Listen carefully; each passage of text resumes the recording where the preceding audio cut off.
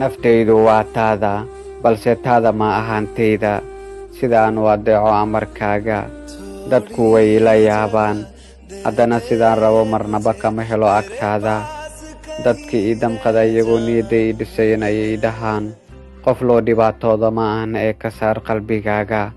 haddana kama saari karo qalbigayga hal qoraal oo dhinacaaga iiga imaada ayaa beddelay jihadayda wanaag kama dhammaado adduunka maxaa ii wanaajin laadahay aniga waxaad i bartay qof i necab aniga adiga maxaa u baran la'dahay qiimaynta nafku jecel adiga adigoo faraxsan haddii aan ku arko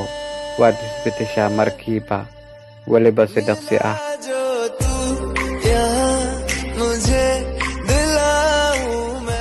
run ahaantii waxaan ogahay inuusan jirin qof qalbigayga uu taabtay sida aad adiga u taabatay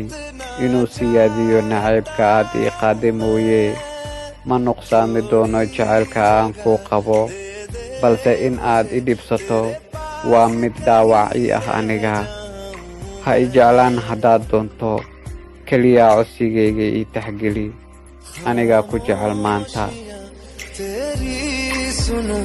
और दूर कहीं ना जाऊं